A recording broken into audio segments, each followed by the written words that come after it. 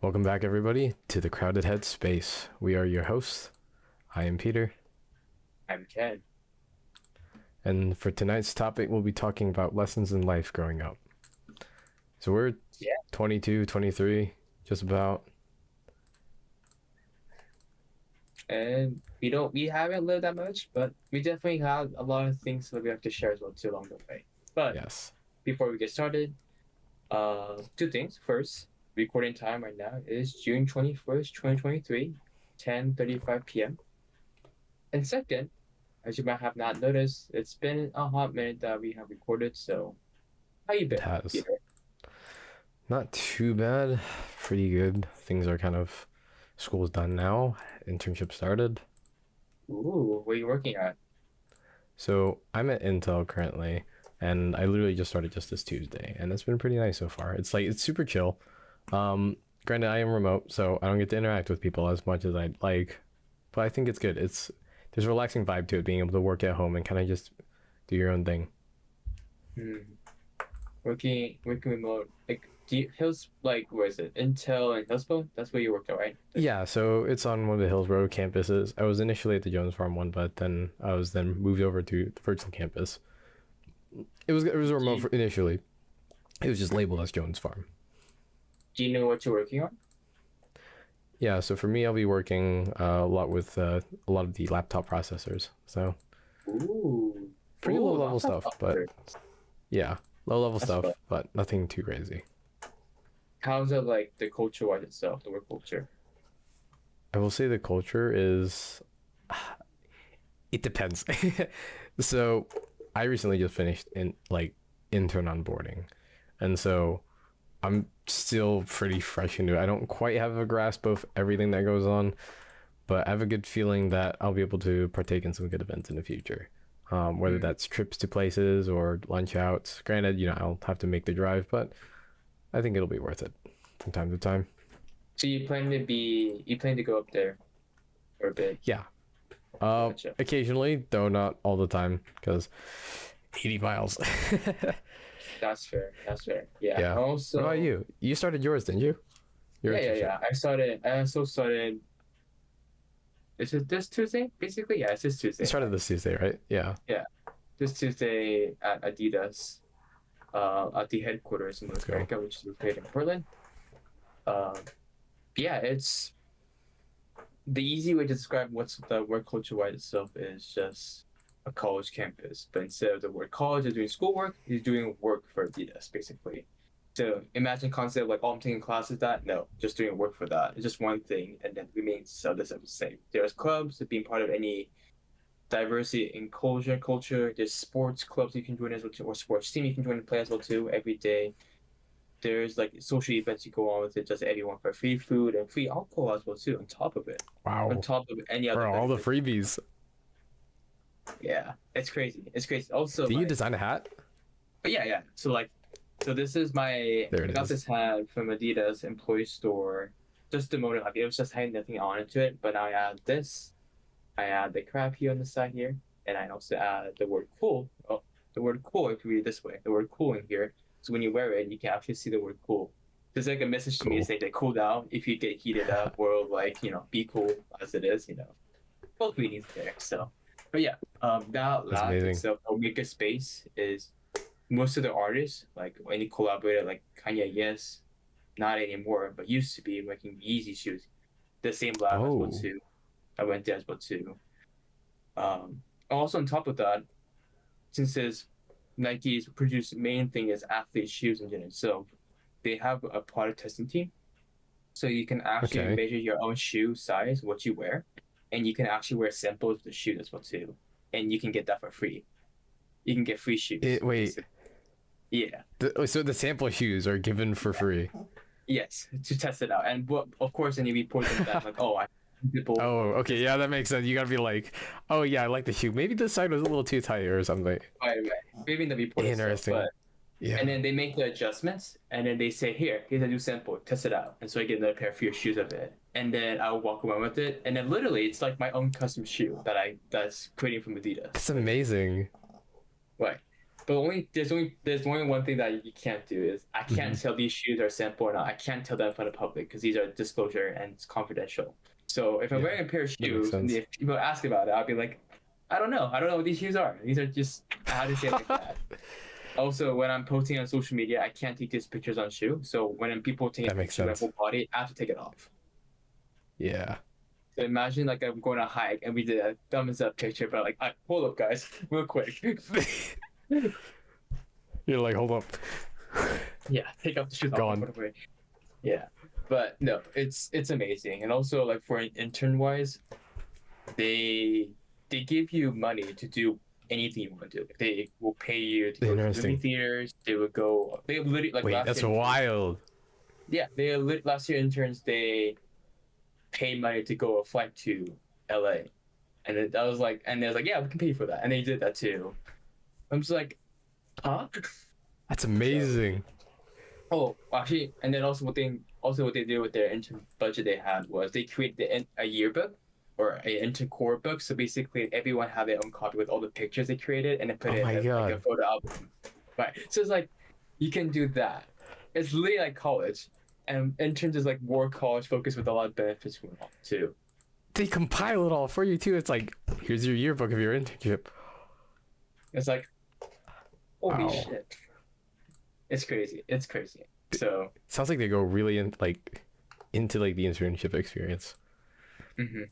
Yeah. And also, well, in terms of what I'm doing in general so for my internship, I'm basically being the police officer for Adidas. Basically, that's my job is. Wait, I'm To make confused. What? it. See, Wait, that's tell me why. more. Yeah, sure, sure. So my position official name is digital partner commerce marketplace Hmm. management intern. That's my technical role name is. But literally, what it is that if you go on Amazon, right, there's Adidas product they sell it on, and usually we give a price say that sell around this price range itself, and usually Amazon.com will pay like will sell on a price with that range. For example, NMD is one of the popular shoes they had. Usually sells about $160 for each shoe itself, and that's usually some people sell like 150, some sell 160 around that range, or maybe 170. So that range is we call it okay with it. Like that's fine to sell. Like it's under our agreement, like the policy and stuff. That's okay to do. But there's some other retailers, like third-party retailers, or maybe like customer resales, like people purchasing trying to resell it. Like some people will either sell really too high or really too low itself, and that could damage a brand image itself because people tend to buy low itself. Then the Interesting. whole Amazon will start shifting down to price lower and lower, Yeah. getting out of control, or maybe going up as well too, since people high demand, high profit return, which is not good for the brand, and they think the customer will not willing to purchase anymore. So there's that. So what we try and do, we add penalty and Interesting. system to it, saying that hey, you should not do that, and then we actually track them down where the heck they are. So for our department, sometimes our department actually goes to different locations like Florida, Nevada, or like New York, and see we track down customers who do specific activity purchase and turn to Hmm. resale. Like for example, I think one of my team members was telling like someone was selling stuff on eBay, and we know that this person lives in California because we already tracked it down all of that person, and we know the Wow. closest store is near Adidas. So we literally the team literally flew there to California and tracked them as a spy and see when they do that purchase. We try to stop them to do that and say, hey, do not do that anymore. This is a fair warning going on with it. Wow. It That's is kind of crazy. insane. It is crazy. The You job know, that I okay, have is it like, actually it makes sense. It makes sense from a marketing standpoint and for like a business standpoint, right? And like, oh, but to the extent in which Adidas goes to like regulate that, that's wow. it's crazy. It is crazy. When I heard that, I was like, you actually guys went to Florida to track people down? Like, Yeah. yes, we did. Right now, there is a forwarding company right now in Pennsylvania. Oh no, it's not in Pennsylvania. I think it was in Virginia, and they're shipping out international, which is illegal to do that. So we are planning to track Hmm. them down as a team. Find out virtually, but maybe at some point if it goes out of control, then we go in person and try to stop them down as well too. So it's like Interesting. it's crazy. It is literally crazy, and I'm just like, and there's only a team of two people, which who's doing that. Technically three, but two, including myself is three. So it is crazy how small it is, and because we're North America region was the first team who did it now, and they all recognize globally recognized Adidas knows like, oh, this is something we should take care of it. Now the main headquarters work in German, and in Asia headquarters is also adopting the model and going on with this. So basically, it's learning from our model itself. So that's one thing that's going on as well too. And That's neat. fun fact, not many much company does that tracking in general. So Mhm. that's why it's very fascinating and how to be controlled. So yeah, in other words, simple way, I'm the Adidas police for market sales. Okay. Well then. I'm excited. I'm excited for that job. And Sounds like it's gonna be a hell of a time. oh yeah, no, it's just gonna be a lot of Excel, a lot of data looking into it. But man, tracking down and going down like you're doing bad, I'm gonna penalize you. It's gonna be Jeez. fun. All right. Why don't we get into the meat and potatoes here? So I'm just gonna sift through real quick. Life We can lessons. go. Yeah, life lessons. We can go back and forth what we have because we had to jotted Sure. down what we want to do in general. Mm-hmm. I can go. I can go one first, and then you can go back and forth from there, or we can branch it Sure. off from there, basically. I don't. We can kind of go anywhere. I'm just thinking about which one to tend to first. I kind of want to go Um, chronological, but I feel like some of these can really go off of each other. let's go. Let's go for my things first. Try new things, and then from there you Sure. can see you can go on with it. So, Mm-hmm. one thing I was a mentor for a OSU, Oregon University, for incoming students who are underrepresented, like first generation students, first generation college students, basically, or student of color, low income students, underrepresented in general itself. And one of the things that I recommend students do is say try new things. You gotta try new things because you never know you enjoy it or not. And that's somewhat in my hand that I kind of regret of not doing it because not in college, in high school. Um, Going back to my high school, from my first year to like freshman year to like end of junior year yeah, end of junior year, basically, literally what my life was: taking class, going class, doing homework. While school was over, I go home and study Mm-hmm. for the SAT or the ACT. That was literally studying, continue studying. Of course, I did tennis. I did. That's the only thing I did. I only think that I did tennis during the entire 3 years of that, which is only happens in spring season, which not much. The remaining fall and winter is nothing. So I did not know what I really wanted to do in general. The only thing I know is just studying and studying and studying until I did some computer science class and I thought like, oh, this is something I like to do in general stuff. So I thought, and I went on to do computer science as my major at Oregon State. But it was really unsure. It was in the year when I did computer science until I ended up junior year. Because even though it's like the only reason I like doing computer science because I like playing video games. That's why I like to do video. Maybe I like to be interested in making game development, Mm-hmm. which is a whole different story. But uh, that's where I got my passion into it. So I like feel that. maybe computer science might be the move, right? And then when it comes to my senior year, and then when you come senior, you apply for education, scholarships, right? You don't have much time to take the SAT, the ACT study level too. Mm-hmm. For the record, I took the SAT 4 times and the ACT 3 times, 3 or 4 times. So I took 8 times of the standardized test, and it's horrible. I hate it, and that's why I criticize the education system, what's going on with it, all in general. But that's sort of stuff we talked about in the past. But um, yeah, from there I just like I don't want to do this again. And my parents was kind of forcing me to do it another study one foot. I was like, no, I'm not doing this anymore. I'm just being new. So I joined that my senior year, joined choir. I joined robotics. I also joined an organization for fundraising to do some charity donations by doing some Branching fundraising out. events. Basically a branch out while I'm taking classes too along the way. And it was very busy. It was more busy than what I had for the past 3 years of that time. But I had fun. I had a lot of excitement, a lot of engagement onto it. So I was like, choir, I thought I would not be enjoying singing much, but man, I really like choir and like I want to do choir later on as well too. And then robotics is something I know like robotics is very fun. I like to do something with robotics stuff when I go to college too. That's why my first year of college was doing join a research group in the robotics area while joining the choir at Queen's University and main choirs as well too. And then I know that organization fundraising was great, but it was just too much work. So maybe I might pull it off or maybe I have free time. But it was a great experience. I don't think it was the best for Mm-hmm. me that I like describe it as. So I learned myself like things I like to do even more and general stuff versus not like to do. And I joined choir and robotics, as I said, in my first year of college at OSU. And I did a lot of more things because I learned myself like, hey, let me try things new into it. Maybe I might find new things going on to us too. So I joined similar organization, HSA, Honors College Association, but it's basically creating events, not just for fundraising purpose, just for funds for students. The intention is different, but the same idea of building a lot of events.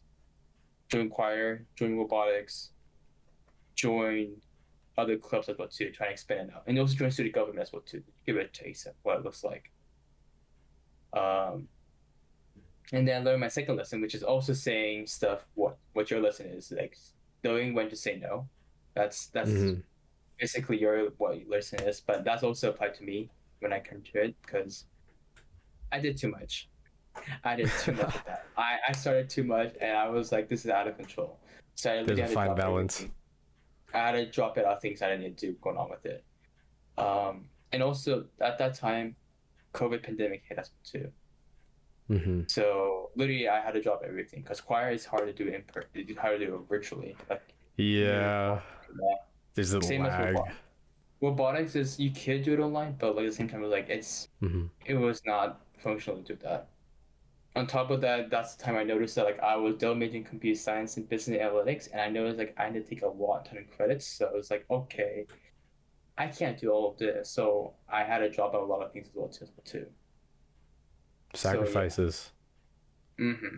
Right. So, but That's one of my that's biggest your fears. sort. That's one of the things that you probably talk more about it. But in general, for me, I really think that people need to try new things. So like Mm-hmm.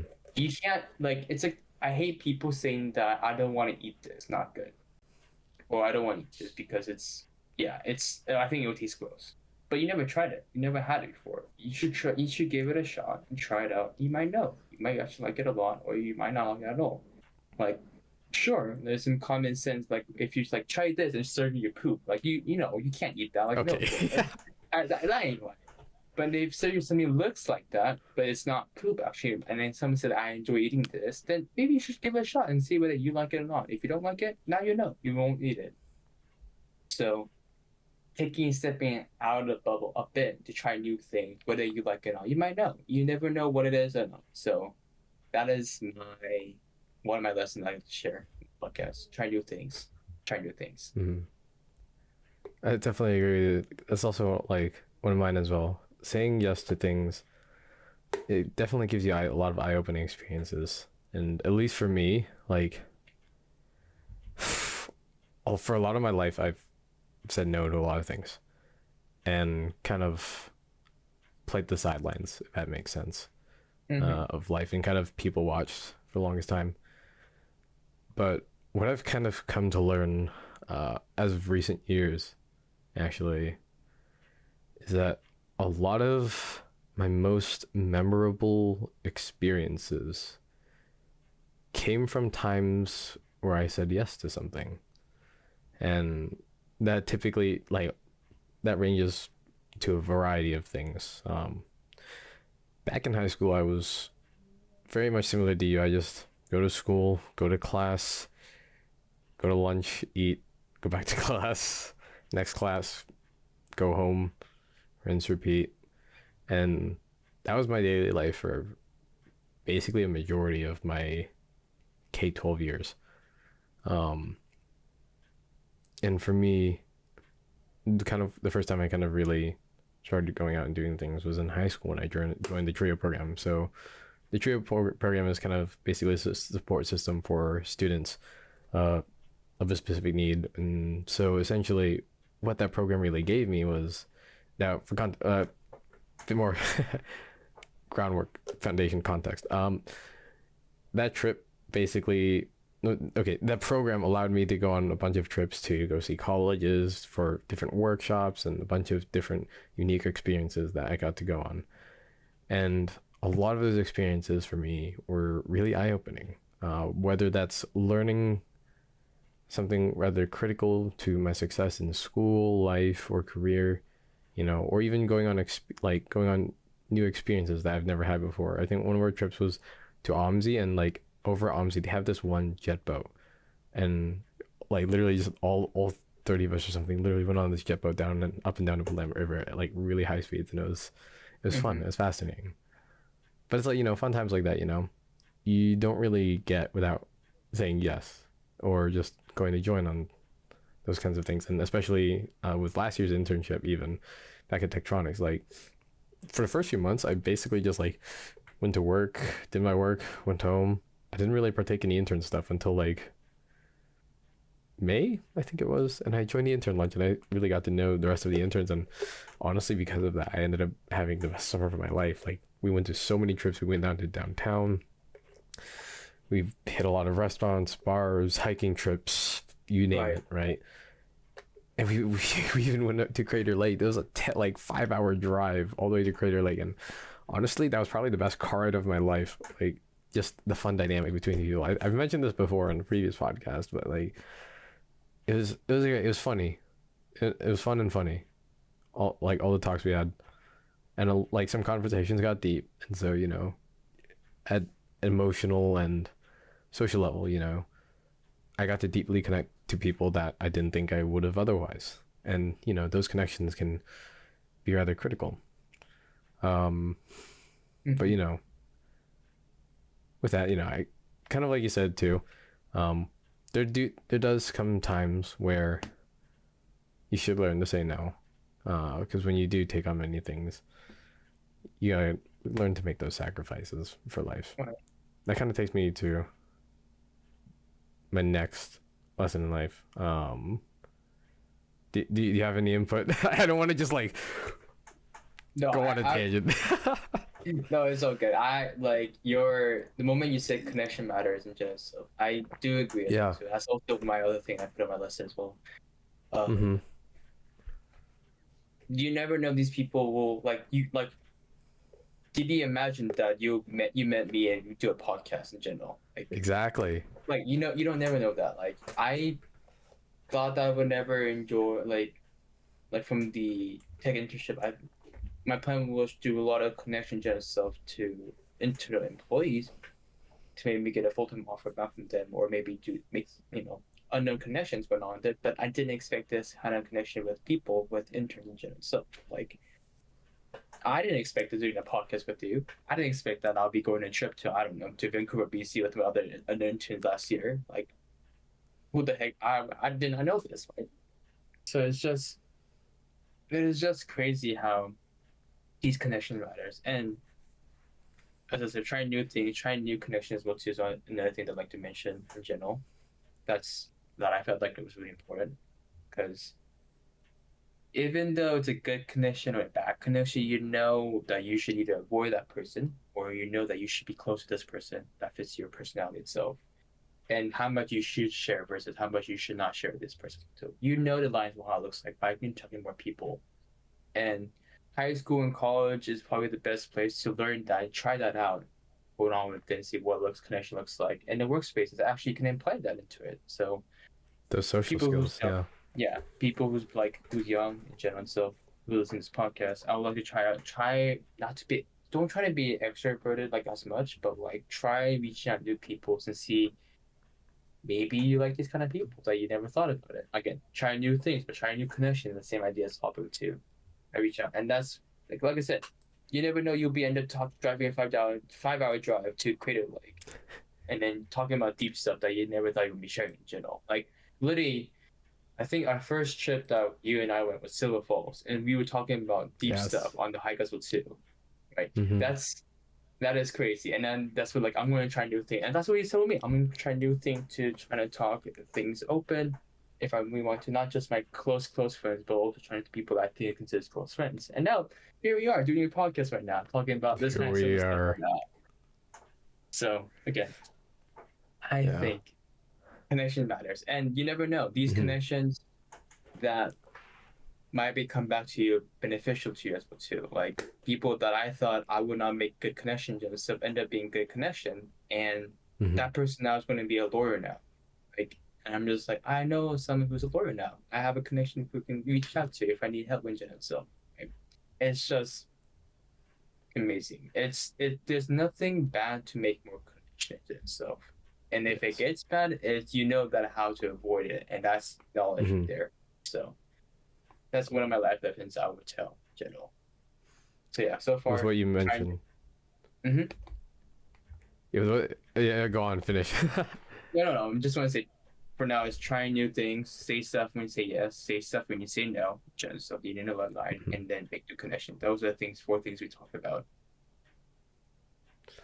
I think it's funny you say like to like know a lawyer friend. Oh yeah, I know a lawyer.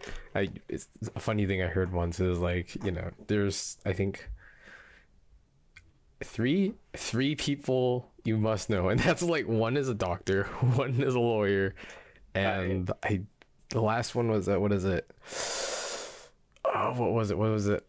usually remember it's not a lawyer. Usually it's one person who's a doctor, one person who's Mhm. a judge. That's usually I remember. What? A judge, not a lawyer. Interesting. Okay. And then another person was who was it actually? Who Oh, was I it? remember. At least for me, it was like a mechanic. A mechanic. I Yeah. don't think it was a mechanic for me. It was I guess it was engineer. That makes sense too. But still, But yeah, yeah, those are three things you need to know. You know those people. it's interesting you bring up connections because you remember Andrew from our tech internship, right? Right.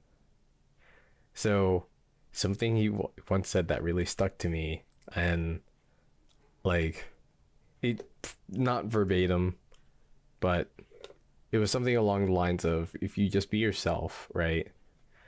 The people that don't like you will eventually fade away, and what you'll be left with is people around you who care about you.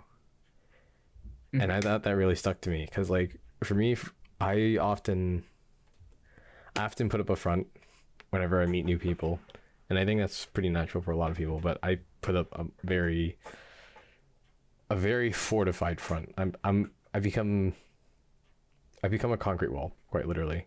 When I talk to people that I'm not too familiar with, and it I know that often makes it difficult for Hmm. people to try to connect with me or to get to know me and really form a connection with. Which to my own detriment, that leads to one less connection being made. And so after hearing that from that made me think, you know, to kind of like, and also made me feel a bit more comfortable knowing that if I just be myself without putting too much of a front up, I'll eventually just end up with people around me who like me for who I am, you know? And I think that's a pretty important thing to kind of realize, especially in the society that we live in where we're all just trying to impress one another, Hmm. and try to shape our impressions, the impressions of ourselves in other people. Right. But yeah, that's kind of one thing that I learned, at least from Andrew, that when you brought up connection, that kind of rang that bell in my head. It's like, huh, Yeah. that's No, something to think about. that's true. That's true. I mean, right. Like I said, from making connections, as you said too, being yourself. Mm-hmm. Like like if this connection that's not going to benefit you, you know the fact that you can avoid that kind of person as well too. So, but doing that process, like you said, being yourself is probably the important part as well too. And it's like if I talk a bit more deep on it, like making relationships with yourself in general. If you're not true to yourself, it's not gonna last long at all. Like faking yourself Yeah, is impossible. You can't do that. Um, there's a level of mental endurance that right, requires. right. But it's but okay. Adidas slogan is impossible is nothing. So based upon that slogan, impossible is nothing for changing your faking yourself as well. And in fact that I do agree that impossible is nothing, and I do agree that changing your person like doing your trying to faking yourself is impossible, but it is possible in a way as well too. But Mm. that thing requires time. And for me, for my it's not my life lesson, but sometimes you know when you actually need to change yourself internally going on with it. And if I told you that when I was a freshman, no, not freshman in high school, like when I was a case fifth grade or sixth grade or fourth grade, would you imagine that I was an internal guy, the introvert guy? Would Can I you imagine? imagine you being an introverted? Being Mm-hmm. introverted? That's hard to say because, like, at least for me and what I notice in people is oftentimes it's that shift around the middle school, late middle school, early high school ages is when people really like alter personalities a lot. So I can't really give a definitive answer. I wouldn't be sure what you were. At least for me, I was extroverted until ninth grade. Yeah. Mm-hmm. For my guess, I would say maybe the same. You were extroverted back then. I was not very introverted, but I was some introverted in a way until Okay. I think it was like end of seventh grade, in the seventh grade ish. That's where Interesting. I What was changed? like, this is back when I was in South Korea, and I Okay. got no, I don't say I got depressed, but I feel like I was like, I can't live like this. This sucks. I can't do this. I think the internal motivation kicked in my head and saying that I need to change something. Like I don't think Interesting. like I'm fine. I know there's people surrounding me who will be fine with me, but I know some people would not feel fine at all. And I think when I say few, I mean majority of them. So I switched myself to be more extroverted, trying to even going more outdoor, trying to be more out, more agent itself. Mm-hmm. And I think that personality change technically kicked in when I was in a junior year or senior year. Like the moment I was doing a lot Okay. of new things, like that's when I actually got kicked in and realized I'd be more very extroverted. Before that was like middle between introverted and extroverted. Like it was like introverted to some introverted and like that until like You junior slowly and then now progressed. and it went to over this way. I can see myself not very but somewhat extroverted right now, somewhere out there. But before that was somewhat introverted. So it's like 180 Mm-hmm. degrees for me generally. Wow. So again, it's impossible. It's nothing. I think that slogan comes into it. But uh, so in the life lesson that I put in here is as long as you have dedication and power, I think which is you have in here, dedication and power that you want to change yourself, go on with it. You can change your personality as well too, and motivation, a reason why you want to switch as well too. As long as you have that three factor, you have dedication to it, then you have the power and control. You can do it as well too, that you can believe in, and then you have the dedication, power, and then motivation. You have those three things along that you can do Mm-hmm. anything to. Yeah. It's interesting you say that you so you said you notice yourself getting really depressed and then that's what kind of spurred your shift. Yeah. Interesting. Interesting. For me it's like I was I was extroverted as a kid, like very I was a chaotic child. um Mm-hmm. if you know me today, for people who know me for the past like 4 or 5 years, that's something that's often difficult to see because now like nowadays I appear very mellow. um but back then I was a very chaotic child, and I would say middle school is probably the peak of my extrovertedness. Like I was in band, I was the drummer kid, if that says Oh anything. wow, wow. Yeah, so I screamed, I shouted, I drummed, and I kind of went around boastfully with that. And then when high school came, I was kind of humbled. I was like introduced to the marching band, and I was like, wow, I am nothing. But I wouldn't say it was that humbling that really mellowed me. I think, at least for me, it was around when I was sophomore year and I was 16 or something. And I came to the revelation that, as dark as it sounds, that nothing mattered. So, nihilism. I discovered nihilism at 16. um, it wasn't quite true nihilism. Then again, there's no such thing as true nihilism. If well, okay, there is such thing, but at that point, one would be dead. But like, I ended up coming to the revelation that nothing mattered because after you kind of ask yourself the questions of why am I doing this? Why is this worth doing? Eventually you start digging and digging until you hit nothing, quite literally. And for me, I wouldn't say I was depressed, but that kind of put me into a place where I often found myself rather unmotivated for a lot of that time. And that kind of stuck with me for a while. And eventually, granted, I wasn't a true nihilist. Like I said, there are still things I enjoy and then things I did, right? But I eventually stumbled across, like, kind of came to realization too that everything is relevant because this is like, if nothing truly mattered, then why am I still here, right? Why did I keep going? Now, I'm not saying that I was like not that I'm saying that I had suicidal tendencies or anything. But I will say though that I was rather depressed during those times.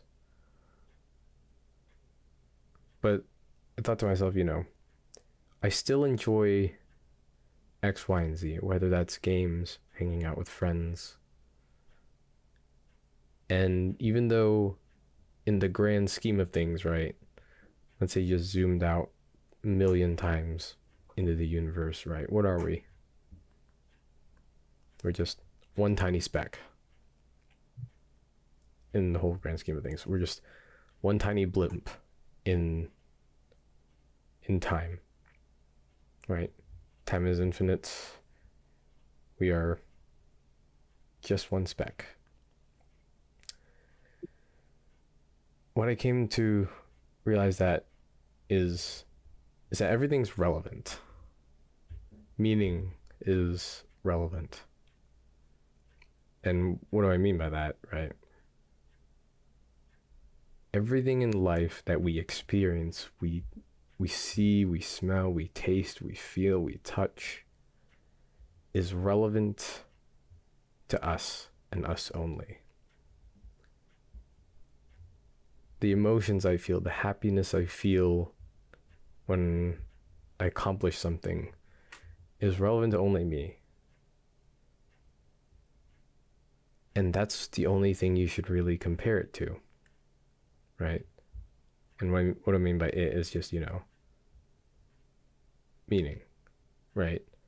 If we compare it to something as grand as the universe, we are nothing. That is true. We're basically nothing. But you compare it to our own lives in our finite 100 years here, or however long we live. Pray that it's more than 100 years, or we all get to live long lives, But in the grand scheme of our lives, those moments can mean a lot. And to us, they can mean everything. Whether that's experiences in love, in anguish, or anything really, right? Those are things that are important to us. Those feelings are important to us. And that's why they're meaningful.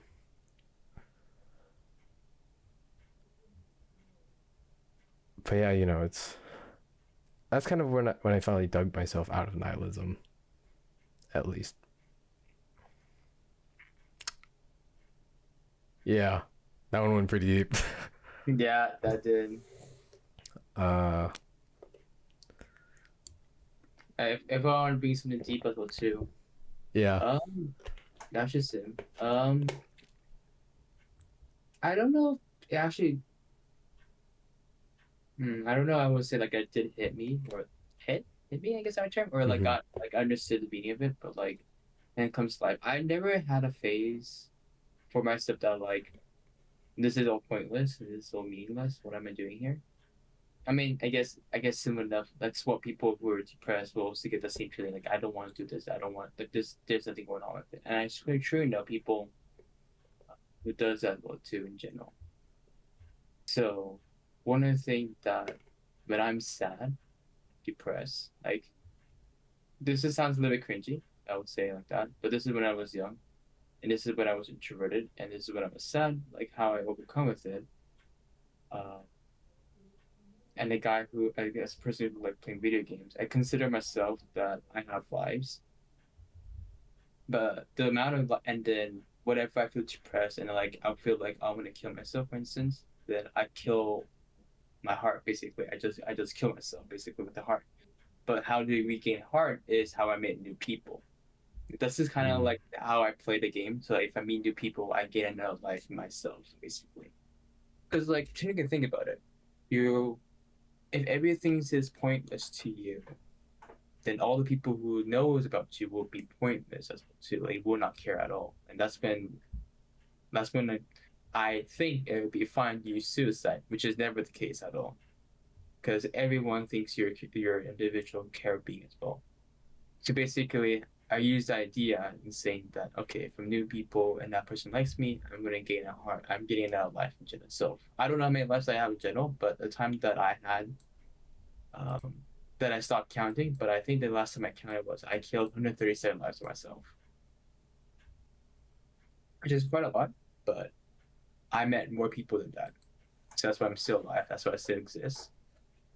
That's why Mm-hmm. I keep going on with it. And if I feel depressed, which is I don't think anytime near soon, I'll cut another one. And besides, I met 38 new, eight wonderful interns that I had with Adidas. So I will have 38 more lives in general still, which is I have a bit more life in general. I will not have infinite, but I have a lot to go on with it and live on with it.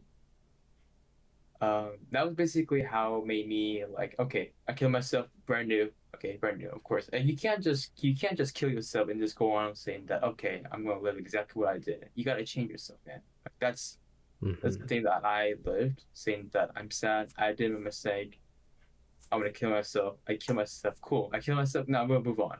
I know this is not a good way to say it after we just came in the middle of the podcast, but um, I just that's the way I I, did, I like and that. refresh myself and go on with it. And actually, I used this advice to who was actually depressed, and then that person felt good later on because even though that person did not have much connection, like didn't have much people, there is a lot of people that he still knows about that can Mm-hmm. cut people off in general, or cutting people off in general itself to go on with it, right? So that's the way I live. That's the way I know. Like even though it's meaningless to you, like okay, if meaningless and I don't feel like I want to live anymore, you cut it off and you reset your mindset, saying that let's try something new, let's try something new with it, and go on. That's how I overcome sadness, depression when I was in that era of like I hating myself area itself, like that Mm-hmm. middle high school, maybe early elementary school, that area, maybe elementary, that area. No, I think I'm following actually like pretty close. Like I think that's actually really unique and also a pretty good way about it that you went. Because again, I was a I guy see. who was I addicted like to that. video games. I was a guy who was addicted to video games and was just like, I'm like Mario licenses, and I just like I die. But like think about it, Mario dies and he starts from the beginning or starts from the save point where he started, and you know that you will have a new life by changing how you play the game to complete the game, to complete the stage, right? Use I that like same your idea. perspective on it. Yeah. I actually I really don't. like that perspective. Um, I usually don't share this at all in general. Hmm. I only share this to now. I share it to the public. Here you go. But Yeah. um, if I just count you, you were the second person I shared this thought in general. How I overcome that sadness in general. It's an honor to know. Yeah. I mean, maybe some people who listen to this will know that this might be another way. The guy who likes playing video games, thinking about Mario, going on with it. Mm. And when it comes to other things I'd like to share along the way is that you understand what you made a mistake, understand what happened in the past that you should not do it, go on with it.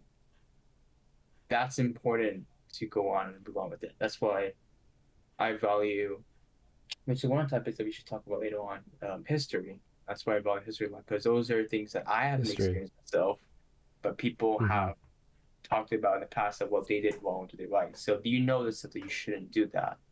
So you should know that knowledge of general skill on top of it. You gain knowledge of what people make mistakes that you can apply to your life on top of your Hmm. mistakes going on with it with that life counting thing that I have for myself. Well, so even the history does not tell you that much in like directly, there's a lot of meaning behind it in general. So I value history a lot, and I think that everyone should know a decent amount of history going on. And it's good to know so that we know that we'll make mistakes, so that we shouldn't do that versus we should do this, right? To get direction from two. Those histories give you life lessons in yourself to guide you along the way as well. But yeah, I think, yeah. History, I think, is something rather overlooked, and you're very much right on that. Oftentimes, I feel like whether it's like history on a greater scale or even at a personal level, it's something to be very mindful of. Hmm. Yeah. When it comes to history, so you mentioned how knowing something that's happened in the past can advise decisions in the future. And when it comes to knowing things, at Hmm. least one lesson I want to connect to that I have is being smart or just knowing something, right? It doesn't it doesn't mean that much. But what's important though and what does mean a lot is that you apply what you know and what you've learned. Whether that's through your general knowledge or history, right? You can know the entire history of the world, but if you don't apply it, what Pointless. use is it? Exactly. So, you know, at least for me, why that lesson is important is because for me, I'm a polymath, which basically means someone who likes to learn different skills, kind of a jack of all trades a little bit. And my knowledge set is rather broad. And I'll often find myself knowing things that are a little bit pointless sometimes. And so I've began to make an effort, at least in the past few years, to like learn things that are at least I think will be useful to me or others, so that I can apply them. And it's probably not the best way to put it, but put it like this: it's like watching a YouTube video on something like watching a DIY person build a mud house, you know, as a funny example. But and you see how they build that house, but are you gonna apply it? No, not really.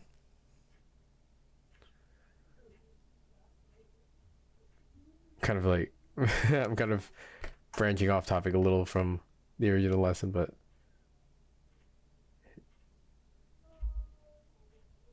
yeah, back to what I was saying. You know, I think it's important to apply what you learn, whatever you learn, and apply it where you can, because that'll be a true test of your knowledge. Right. Like it's like how should I put it as? There's a quote I remember saying like if you don't change anything at all, like there's a quote saying that the failure failure leads to success, but you need to change like there's something along the line itself, but like the quote says in general, you need to experience failure. Like without failure, it's impossible to succeed at the first try. And those failures will teach you lessons going on with it. And a success will they use the word quote unquote eventually. I don't believe that. Mm-hmm. It doesn't come all the time. You need to change it. You need to go on with it and make modifications. You can't just say that, I failed this one, so I'll be fine next one. You can't just do that. You gotta adopt. You say, okay, I did this way. I should, like for instance, I did this class. I got a bad score on this exam. Okay, let me try a way to try to learn it so I can get a better score onto it. Right? Let me change. Benjamin Franklin. Yeah, there you go. Is it? I think I could be wrong. I could be wrong, but I think I know the quote you're talking about. I don't know it verbatim, but I think I know. Hold on. Let me just Benjamin Franklin. Failing for success. There you go. Okay, Benjamin Franklin. Yes, that is correct. That's a simple quote as well too. But yeah, that's the quote I usually do Google on too. That's why I don't going back, trying new things. You know, well, not trying new things, but like overcoming the whole life thing as well too. That's one thing that I go on with it, of like changing my personality as long as well too. That's my failure from success. Wait, no, it was Einstein. Is it Einstein? I was listening. Sorry, I just interrupted, but I was listening to what you're saying. But it's Einstein.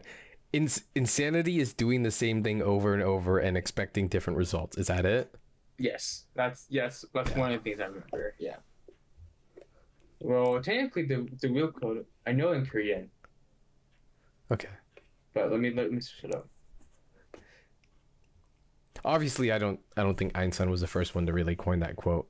Like I think that's a very archetypal lesson. That's been throughout humanity at different points.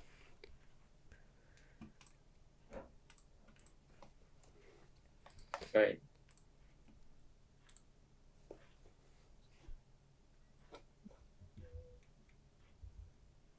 Oh yeah, it is. It is Einstein. Wait, is Einstein? No, it's Edison. The one that is failure. Edison. Like success. Interesting. Success of mother is failure. I think that's what.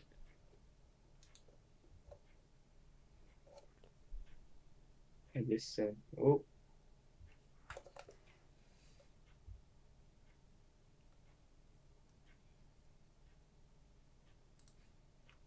I see that other people have also said it. So not just Einstein.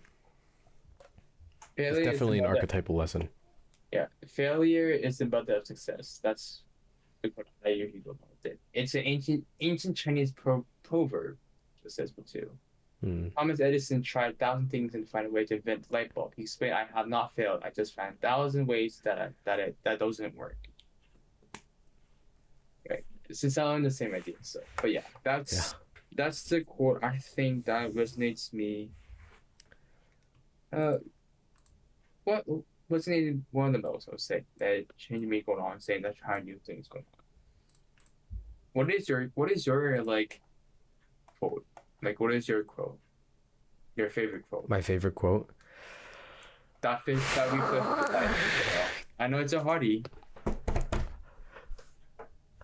Oh, I gotta check. I gotta open up my my Google Keep. I keep them in there. I have one in my head, but I want to make sure there's nothing else that tops it. I see. I see. Yeah, I know it. I know it. I know it in heart, No, like no, at my I heart. believe But I you. I believe you. just I make believe sure that nothing else is. Yeah. Also, well, while we're talking about that, Yeah. um, because on the same topic of failure is success mother, like on that, yeah, Mm-hmm. on that idea itself. Getting over criticism is also things that I like to mention. That Mm-hmm. there's a lot of people, like a lot. I, I was semi-natural about this, but there's a lot of people who can't get over criticism. It's hard. I can see it why. Again, because I was semi-natural, like I was fine with it, but well, actually not. I was not that sure. The beginning of it was not at all, but I got used to it now. I feel fine, So, Mm-hmm. but it's important. Again, criticism, trying to accept your failures and go on with your life. And when I was young, it was hard to accept it. It was hard that I did bad. I got punished severely from my parents. Went on with it, and that's why I got depressed and sad. And that's why I used the methodology of killing my killing myself life strategy as well. I don't know. What's a better name for that. I don't like that name. Uh, let's see. The game life strategy. Down the heart. Down to heart. I like that. Down to heart. Down to heart strategy. Let's do that. Down to heart strategy. That's Yeah. the way I survive it, and now I got used to it, right? So I don't use that methodology, and I'm okay accepting harsh criticism. And in fact, that I advise people saying that give me harsh criticism what I'm doing wrong because I need to know what I'm doing wrong. Mm-hmm. Sometimes it sucks, but you gotta bear with it, and you gotta know your mistakes to overcome with it. And later on, you'd be a more successful person than what you were before, right? So that's also a life lesson that I would tell, or just tell anyone to the audience, like Mm-hmm. you gotta get over with criticism. It's important. For you, do you think it boiled down to a level of emotional maturity to be able to accept that criticism? Yeah, I think so. I think that's one thing that my sister and I was talking about when I was driving off to the airport recently. She's Mm-hmm. good at taking criticism in terms of like technical stuff, like what she's doing wrong with her work wise. But it's hard for her when it comes to emotional maturity wise. So, and she told me about that. She asked me, "How do you do it?" And I'm just like, I don't know. I honestly do not know how I overcome that. I don't know how it is. Maybe down to heart strategy actually did work out. Maybe that actually did make me emotionally mature how to deal with it. But Mm-hmm. honestly, that's not the answer I can't provide. What would you say? Do you When it think comes you're to like, huh? no, go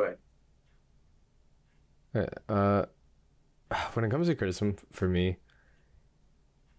I have a very difficult relationship with criticism.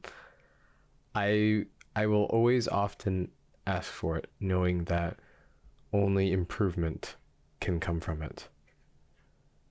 But there is that level of negativity bias, the psychological effect of negativity bias. Even though you're praised multitudes more than you are criticized, what sticks around is that piece of criticism. And at least for me, like I said, I'll always ask for criticism, but when I get it, I'll be as constructive as I can with it. But at the same time, deep down, I will be ever so slightly, I guess, emotional about it. Like, I will still feel bad about it, always. But I know that only improvement can come from it, and that's why I will still ask for it. That's at least for me how I handle handle criticism. Mm-hmm. Yeah. So the quote, Oh, yeah. I have my quote. It's the same one that I had mentally before I looked through them all. But it's this. I don't remember who said it, but this is one that resonates with me so hard because for context, this is a monologue I'm gonna have in the future and upload later. But it's the way I view life like a book, and in the way of the hero's journey and chapters and all of that, right? All of those literary devices and those things, right? And so my quote is, one day your life will flash before your eyes. Make sure it's worth watching. And for me, that resonates a lot, because I'll kind of dive into how I view life like a book a little bit, but the literary devices you learn in literature, right? I see those in my day-to-day life. Whether it's foreshadowing, illusions, all kinds of things, I notice them. I feel you. I know what you're saying. And those literary devices can very much apply to movies too. So, life being like a movie, when it flashes before your eyes, make it worth watching. Is that how you got to meeting? Is that how you get out of narcissism? No, not exactly. I got I kind of stepped past nihilism when I realized, anything that is meaningful to me, and that's what's important. It doesn't have to be meaningful to anyone else. It doesn't have to be meaningful to the universe. It doesn't have to be meaningful to the world or anything else. So long as it's meaningful to me. That's kind of how I step past nihilism, at least. But at least with this quote, what this quote for me and its effect on my life is to kind of make life a little more exciting. I stay home a lot of the time. I currently in my current state, I only go out of the house twice a week, which honestly is not much, and at most for 3 hours at a time. Otherwise, I am here for literally more than 90% of the week, which is insane.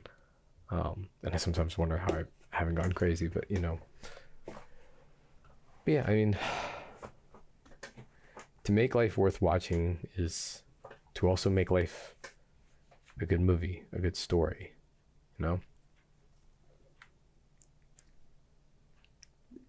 Right. It's funny. That's a coincidence. So I have my Spotify window on the bottom right, and the last song I was listening to after I had it rolling for 3 hours on my liked playlist is End Credits by Sarah King, and that is it's such a mellow song. It's a song that you would play a life reel to, if that makes sense, like a reel of someone's life and moments throughout their life. Here, hold on. I'll share my Spotify to you so you can hear it a little bit, and you'll get the vibe. You'll get the vibe. It's such a coincidence that it's right there on my Spotify too. It's like paused midway through. But yeah, I'll share my Spotify. The screen might bug out a little bit during the recording, but it's okay. But I wonder if it'll capture the sound. Can you hear it? Yeah? Can you hear it? I don't hear it. Oh, I hear it. You don't? Increase the volume a bit more. When I was 17, But do you hear the film reel clicking too? Yes. Bro. I played. Yeah. But you get the vibe though, right? I get the vibe. I do get. It's such a good song. I love it. It's a great song. Anyways, if we I know this is a bit off topic. For tomorrow recording, I know what can be for tomorrow, and this is gonna be a fun one to do. So I'll keep you into that. But sounds good. I should write that down. Give me a second. But yeah. So where I found that song was actually in someone's video playing while they were talking about some anamorphic lens for a camera, which an anamorphic lens basically gives you that ultra wide field of view. Right. Pretty interesting. Yeah. Based Anyway. on the quote you give me about the thing, like Yeah. make it worthwhile watching when life flashes you in life. I think there's a similar quote that I know about it, which is I think, when you're born, you get the year when you're born, and then when you die, you get the year when you die, and in between there's a dash. That dash is matter much more. Take a look at it. Spend that dash, even though it's not much, it's important. I think that's something. There's a quote something like that. I think, or something like,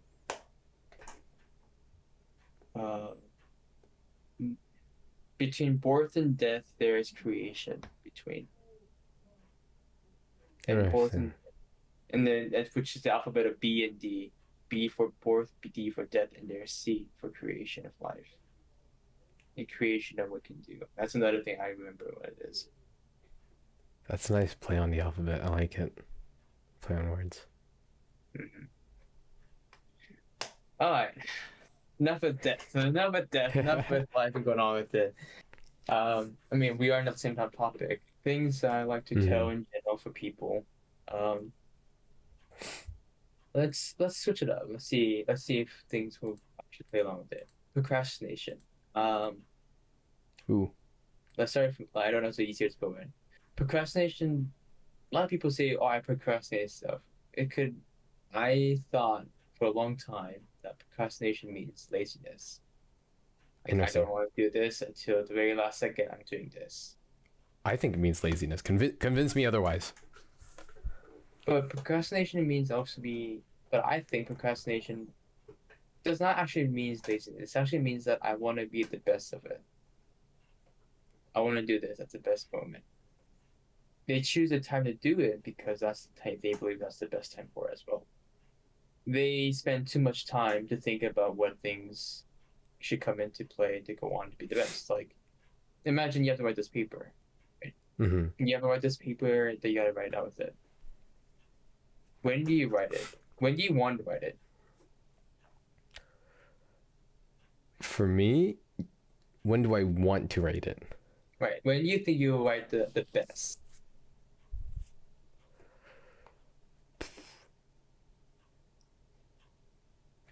For me, at least. Okay, so I want to preface. It feels like you're wanting me to say at the last second. And it doesn't have to be the last second. Okay.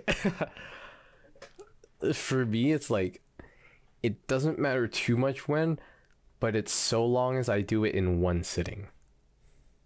Right. In one sitting, going on with it. Some people do that. Some people say it's given time to go on with it.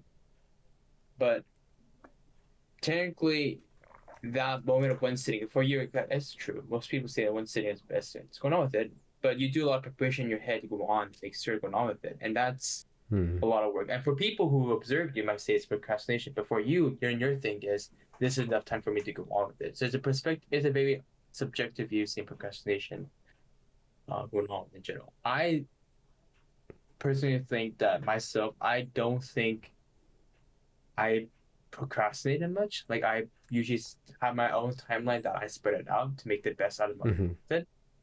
But when my parents looks at it, I think I'm procrastinating. It's a very subjective view when it comes to procrastination. So it's really hard to tell you're actually being lazy or not. And the fact that some people actually say, well, when I ask you that question, some people actually say, as you said, the last very second, because they have planned out what they want to do on their own preparation to be ready for that mindset to go on with it.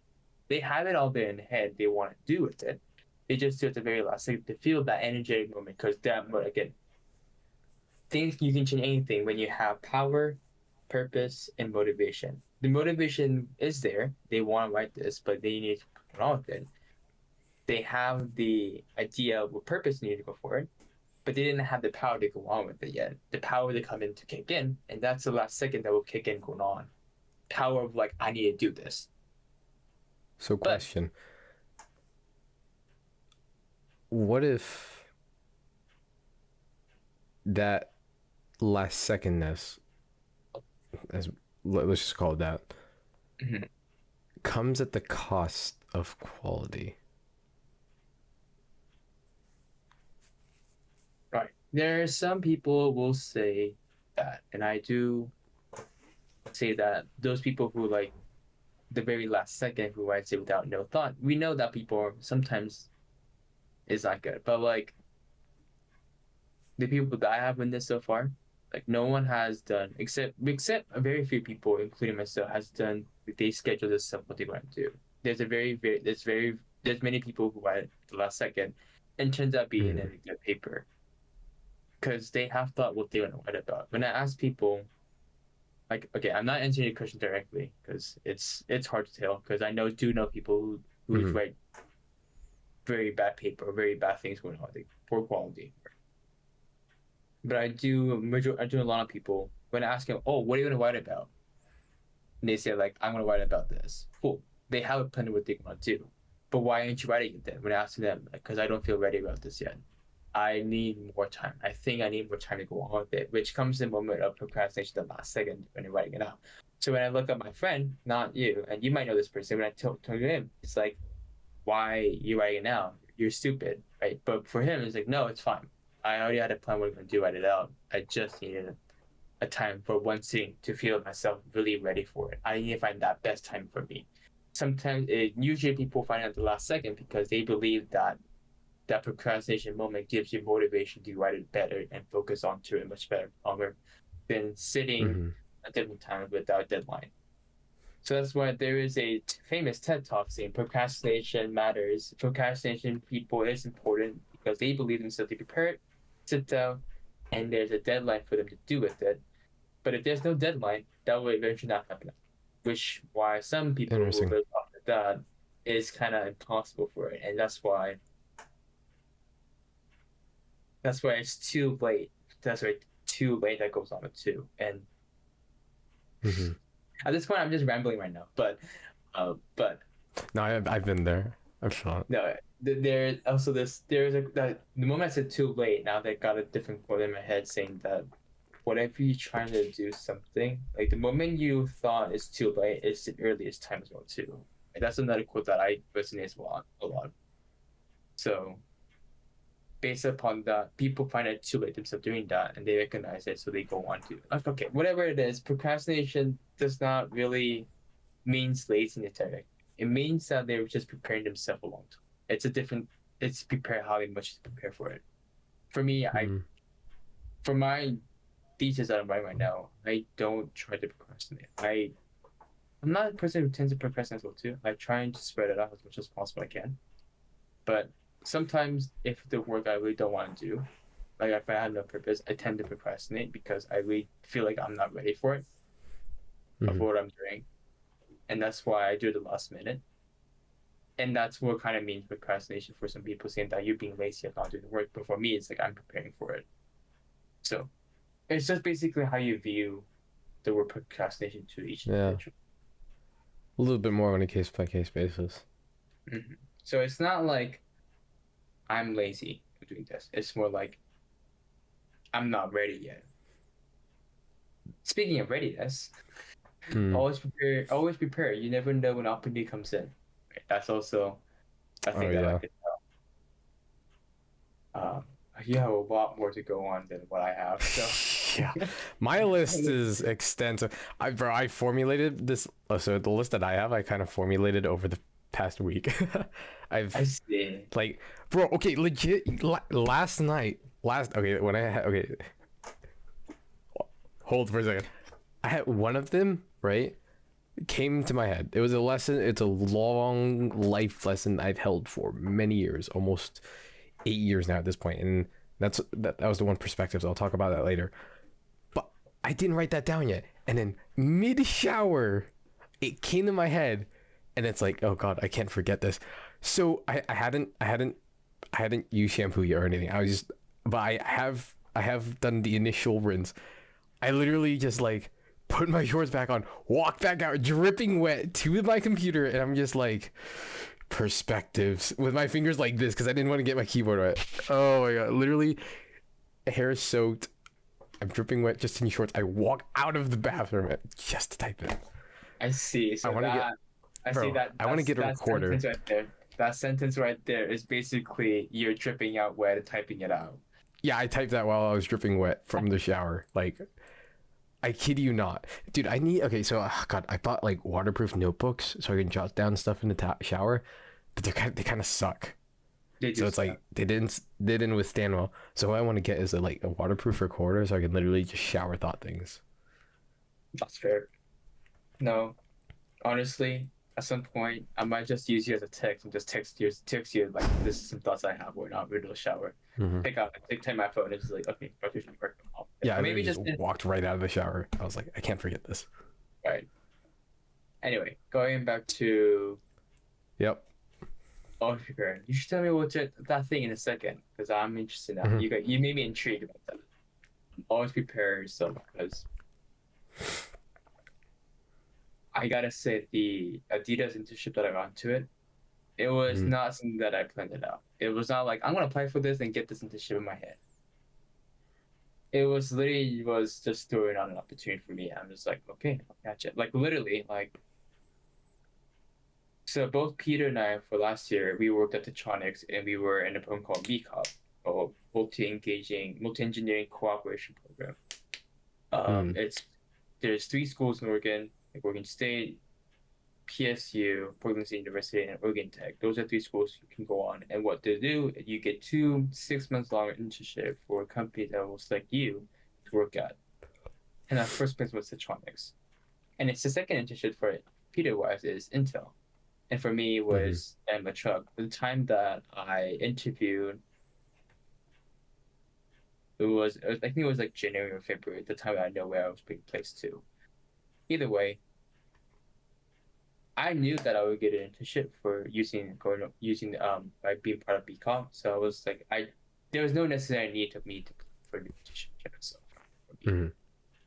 and then January, I was taking my supply chain class at OSU, and then the professor saying that hey, there's this Adidas internship going on in front of the class, saying that there's Adidas internship going on with it. You should apply for this. You should apply if you want to apply. It's open. It's only open for a week. And I was like, okay. I mean, Adidas is a brand that I didn't know. To me, majority of people in this knows about it. Mm-hmm. And at the same time, it's a good company. I know it works on. I like their product. I'll give it a shot. You know, what can go wrong with it? You know, I'm not 100% prepared, but I think I'm prepared enough to apply for it, and I applied for it. And now here I am, working for it, doing that internship right now with it. Right? Yeah. It's you never know when these opportunity comes at you and go on with it. So, but the reason why I would say I can apply for it and go on with it because I was prepared enough to say what I'm gonna like. I have the knowledge what I'm gonna say in my interview. If I get into it, I know what I'm gonna write about when I apply for application. Because when you apply for Adidas internship, you have to do something creative. Like as I said, the quote "impossible is nothing" is their slogan they have, and you can use that slogan to relate to your personal life. Whether that's write it as an essay, whether I write it as a poem, whether whether draw something, do a video recording, or do whatever you want to do, a project, do that and submit it to Adidas, and they'll look into it and go on top of your resume. So I had my resume ready for it. I was always prepared as a good student for it. I had my somewhat impossible as nothing in my head while I was writing it out on the way. On top of that, I was like ready for it. I got like, but if I don't get it, as I might say, if I don't get it, well, it's fine because I got into the internship over MECOM. But the percentage of acceptance rates for my position, it was 55. Well, not for my position, but there was 55,000 people who applied for the Adidas internship using as an undergraduate, and only Wait, 55,000 or 5,500? 5,500. Well, 5,500. 5,500. Over 5,500 applicants applied, and only 58 people got it. Still a lot. Yeah. And it's very so. If you do the math, it's 0.05% people who got it, and I'm one of them basically, which is very, very lucky. I would say lucky. No, it was basically skill. No, I'm kidding. No. Wow. No, but I would say always prepare Flex. things that will run on live. No, I'm not flexing. Trust me. Always prepare things that's ready for it because you never know these updates comes by. And I didn't really resonate. They're like, oh no, I know an update comes into it. I've never seen it. I'm always preparing myself until this happened to me. And it's like, okay, Mm-hmm. opportunity might be given in time. I don't know when, but you always people need to be prepared on top of it. Yeah. So but yeah, it was a hard choice to me choose either Daimler Truck, which is that's my other internship opportunity I got, or Sacrifices. Adidas. But I chose Adidas, and I think so far it's been a great choice that I chose over Daimler Truck. I know it's great working on there as well too, but I can see myself will have more opportunity chances, I believe, than Daimler Truck in general. Mm-hmm. But yeah, that's basically I have right now in my mind of life lessons in general. So Peter, your turn. I think it's interesting that oftentimes as we go through life we're faced with choices, and for you it would be like that most recent one being choosing Daimler Trucks versus Adidas and which internship to go on. And I think that's another lesson I want to touch on, and that is making sacrifices. Mm-hmm. I think one of the biggest things that I say that a lot. One of the biggest things, it just occurred to me that's like a common line I say, but yeah. I think one of the biggest things in life is knowing when to make sacrifices, and that's something that a lot of people face as they grow up. Because as a kid, I think, oh, I can do anything. Oh, I can take on all of these things. I can do this, that, But realizing there's only a finite amount of time that we're on this earth, and also a finite amount of time that I'll be in college or in whatever current state, right? Learning to make sacrifices, I believe, is a turning point in mental maturity, where realizing that to have one thing, you'd often have to give up the opportunity of having another. And that can be physical objects, things, right? Or those can be opportunities or activities that you go on doing. And that kind of boils down to each one of us defining what kind of priorities we have in our lives, right? As to what is meaningful to us, what's worth our time, because when you make a decision, right, there's oftentimes an opportunity cost, and an opportunity cost being that what you're giving up to have something, right? Yeah. And I think, yeah, I do agree. It's impossible to live everything what you want. mm-hmm. Can't have Like, everything. you can't. I mean, the number one thing is time. The right off the bat, Yes. you can think about it is time. Like, you can't have everything. There's a day and there's 24 hours you can do, and you have to know that your body needs to reserve 8 hours to rest and relax from all of it. That's what it's like for people who think rest is not important. And there's actually a lot of, I think, what book was it? Or there's an animation or a book, either one of those two, that I think it's an animation, or there's a manga basically, which is a Korean word meaning cartoon. That talks about the idea of like, they invented technology. This is a fiction cartoon. We invented technology that people who does not deserve to work will just be continue sleeping and use that energy. It will get that energy towards people who needs to work, and they will be consistently being up while being productive and have enough rest going on with it. Because people who doesn't deserve it will be like a separation with it. Like so, people who doesn't deserve to sleep, like will continue get energy so that they can continue working, being productive, and be beneficial in the environment and society wise. Because people who it's not worthwhile investing, they will continue sleeping, giving energy to them. Right, that's the world's design or the world like beginning initial concept itself, and it's very interesting. Like people have thought like sleep the sacrifice go along with it. So people who deserves more time should get more time, where people who doesn't deserve more time should be just eliminated. That's the thing on a sacrifice idea, but in reality, it's impossible. Right? We do need rest. We do need things that we go on, and you can't do things. The thing where it's multitasking, right? That we live in the world, people believe that it's possible, but it's actually impossible. It's impossible to do that because not just only you gain, sure, you do multitasking, do both things simultaneously, but it's not you don't get the good quality work when you're doing one thing. But if you do one thing, the other thing you can't do it at all, and you're sacrificing that basically. So you need to accept that there is time things that matters much more. This things matters first, and other things matter second. Going on too. Again, it's understanding also not just time, but also the understanding of what's the difference between desire versus necessaries. Right? Those are two things that's going on. Some people think that the desire is the same as necessaries, but it's actually very different. Like I said, sleep is a necessary thing, and sometimes playing video game is a desire, but people choose, oh yeah, this is a necessary thing, playing video games, because this is my technically rest itself compared to sleeping. So people tend to stay up and play games instead of sleeping.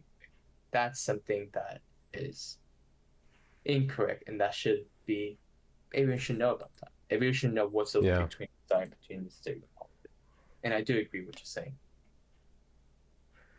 I think it's interesting you bring that up, how like the choice of playing games and staying up playing them. Sometimes I often hear the phrase, oh, I don't have enough time.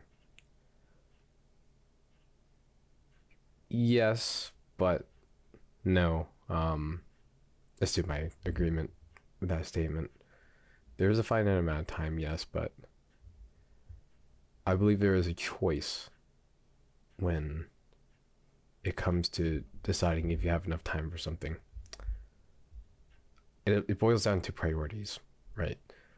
And I think that's one of the biggest things that I think a lot of people learn as they come of age, as to setting their priorities straight and deciding what they want to spend their time on, and realizing what's particularly important to them and their long-term goals. Because oftentimes I feel like distractions are the simplest example of daily choices we often make. I'm not saying that you shouldn't take breaks. You should definitely take breaks in your work and enjoy yourself from time to time. But, you know, oftentimes I'll hear of people venting various struggles in their life, right? And that can be anything really, whether they feel stuck in their life. You know, I've heard this from multiple people. I've even mentally dubbed it as the early 20s rut. I've been there. That was me like 2 years ago, I would say. It's that early 20s rut where it's like, well, life kind of sucks. I mean, more ways than one. But it's like realizing what I could be doing in that moment to really start digging myself out of that hole, out of that rut, right? For example, I often see, let's say for example, you know, someone will come to me and they'll say X, Y, and Z, but then later I see them spending tremendous amount of time, amounts of time doing something that isn't that isn't what's the word? That isn't contributive to that goal of what they vented that they wanted to get out of or what they wanted to achieve, right? And I kind of sit there thinking like, well, this time you're spending, you're not getting it back. And whether that's through learning something or doing something else to improve a situation, let's say, for example, someone's stressing on cash. Mm-hmm.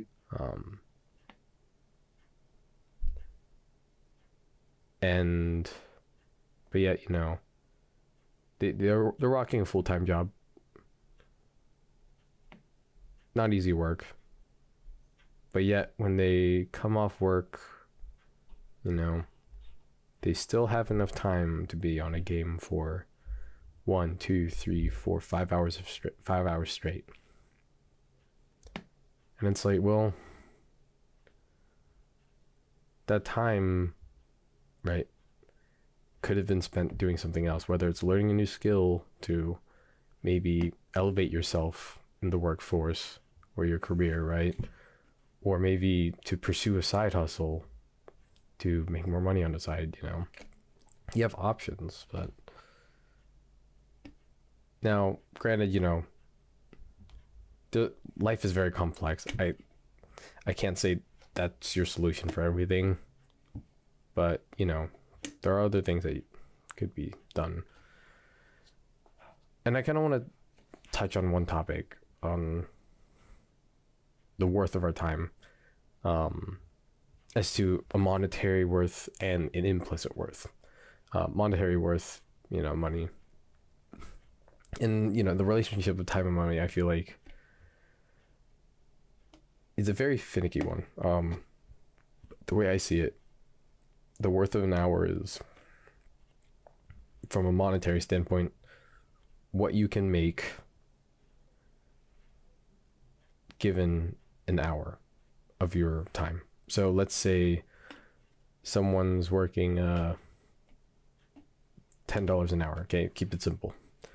And you average that out across the time they're awake, and that equates to, let's say, $5 an hour, okay? So if you think about it, right, let's say someone plays games for 10 hours a day, for 10 hours, okay? Times that by 5, they're effectively spending, I feel, at least this is how I see it, they're effectively spending $50 of their time to play that game, And you think about it, right? Would you have paid $50 to play that game for that amount of time? Granted, it might be yes for some, but as to what it's worth, I think many people would say no, depending on the amount. That's a generalization, so keep in mind that might not be true.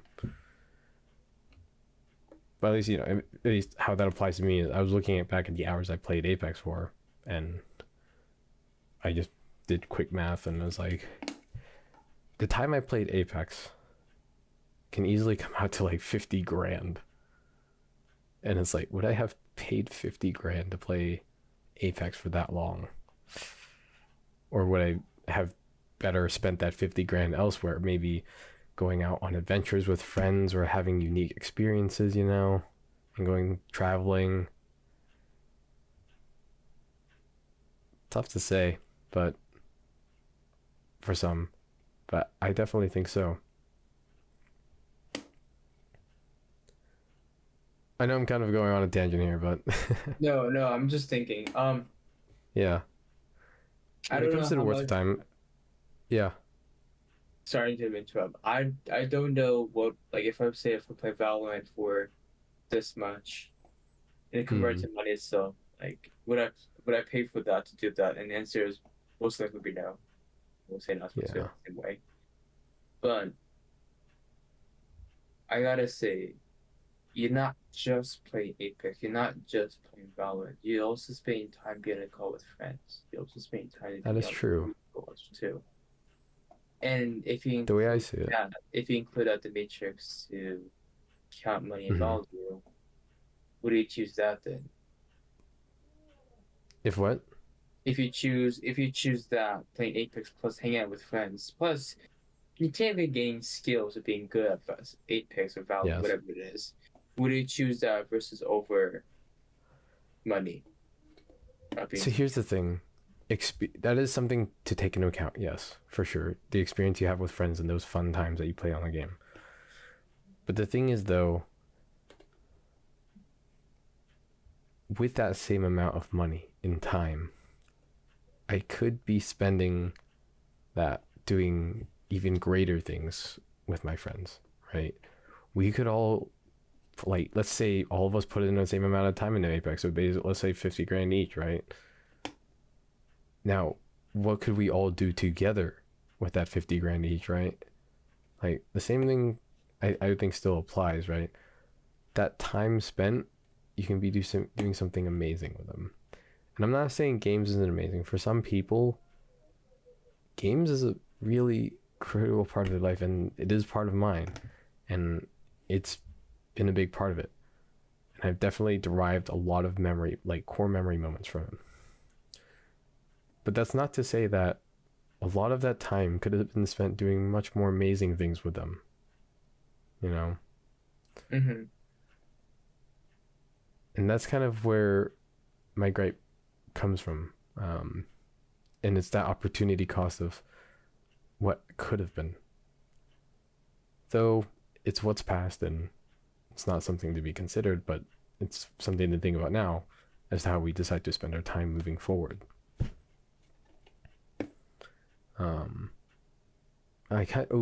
This kind of reminds me with time and its worth. Time and learning. So if you think about it, right?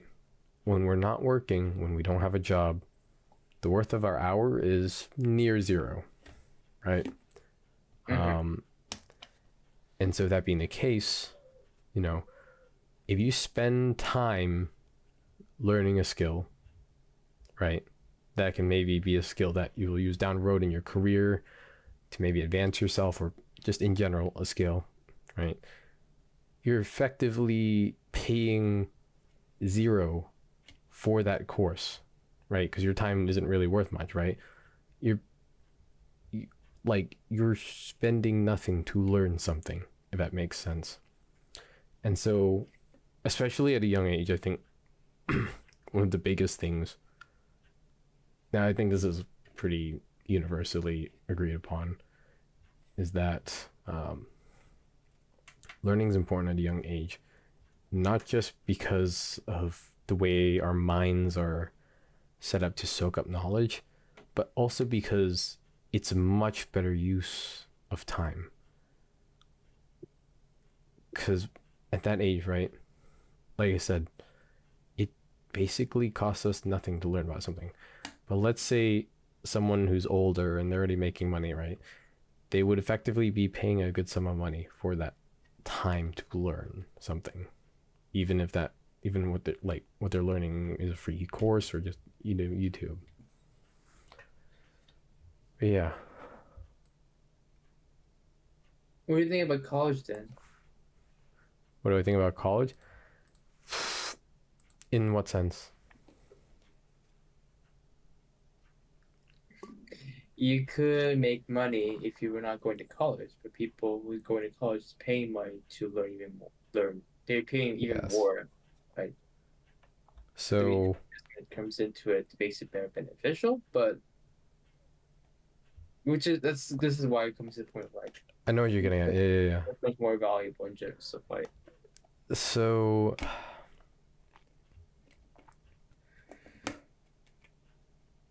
I think I've stated this before, but I don't think going to college for the education is worth it, but I think going to college for the experience definitely is.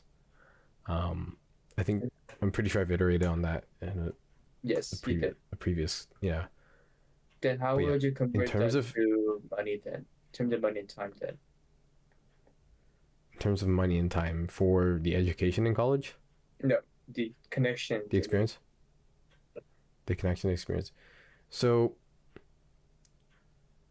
I wouldn't consider that as a flat transaction. I would consider that more as an investment, if we're looking at it from a monetary standpoint, because you're paying money to then get these connections, which can very much, at a place such as a college or a university where you're surrounded by brilliant minds, right?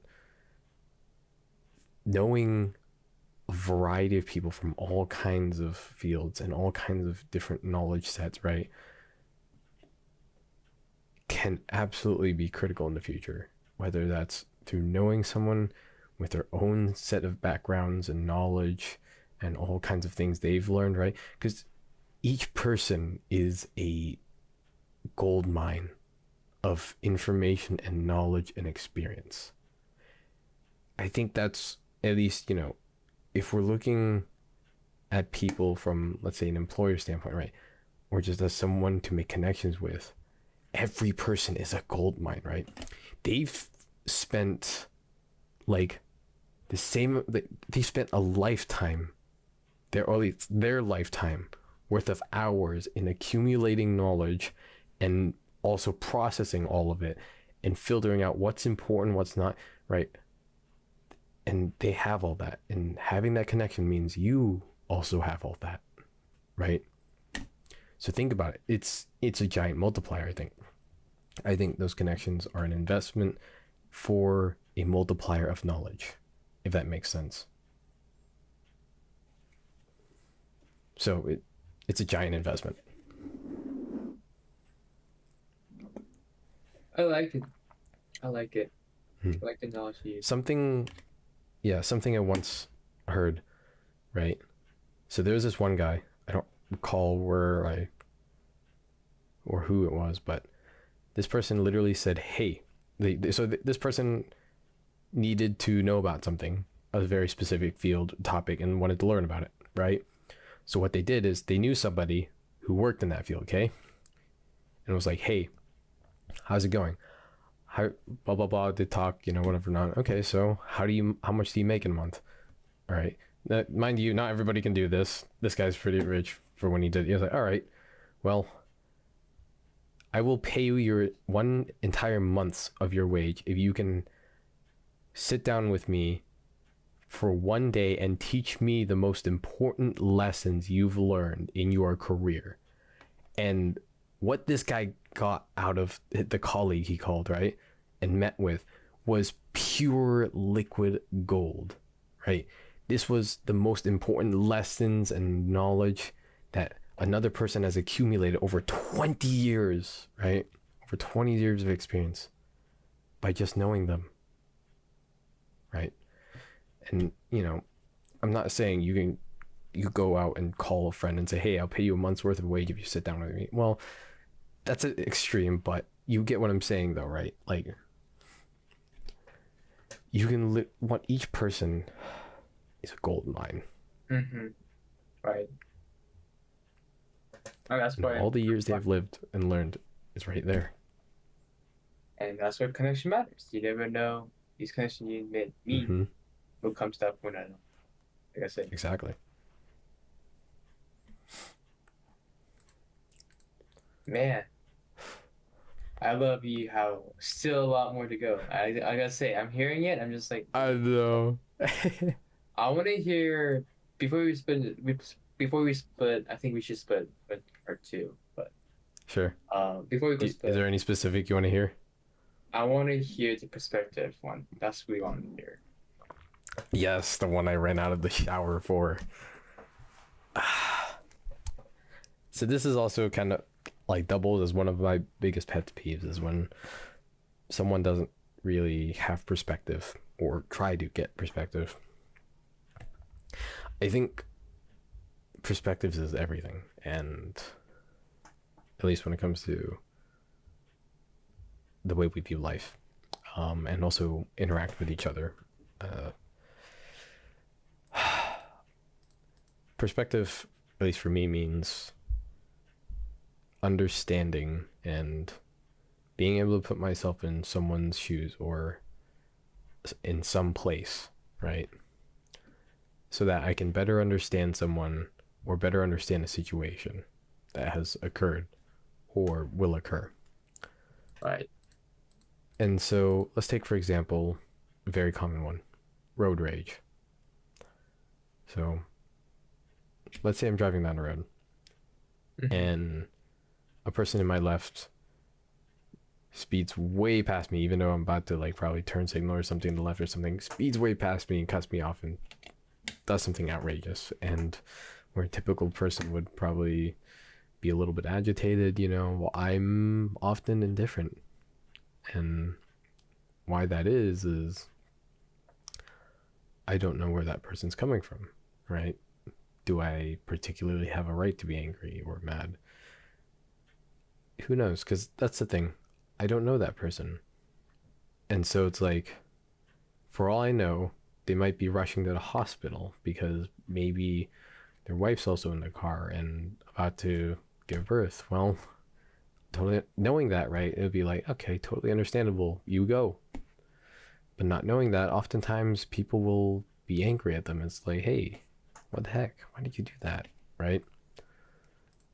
And so perspective, I think, is important to better understand things because I think it's rather tragic that people don't often attempt to better understand the matter, and they'll even let themselves get angry at someone or something without even trying to understand. And that's my pet peeve right there, is when people don't even try to understand. Because when it comes to anger, I think, at least for me, I very much have the firm belief that anger stems from the lack of understanding, right? Because if you understand something or someone, it's very difficult to be mad at them. Not impossible, but it's very difficult to be mad at them, right? And so one of my biggest philosophies in life is to try to understand. And if I don't, to stay neutral about something as much as possible. But yeah, that's kind of where perspective comes from for me. Okay. There's two things I would like to talk about with that what you shared. One, the example of road rage.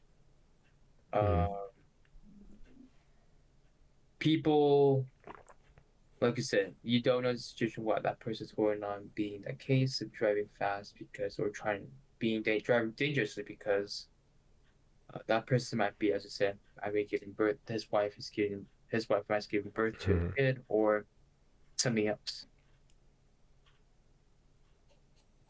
But by knowing that for your case, you said that you'll be fine. But my case, I would not be still completely fine with it when I hear, even though I understand the perspective, like where that came from, because my safety I was not in a safe situation to something. Because of what action I have done, sure, it would be nice for that individual being, right, by understanding and going on with it. But my individual was about to be in danger, be damaged. And that's something that I should not be, being, cool enough to go on with it. I should be somewhat upset about it too. Right? So I don't know, the example case that you provided for road rage was a good example, in my opinion. It was probably not the best example, but I can still kind of counter. Yeah, the example that I will choose in general would be like having an argument with your mom, for instance. Like that's something where that can be found. That's a good one. That's actually a very good one. Right. That's the one that will make more sense when it comes to perspective.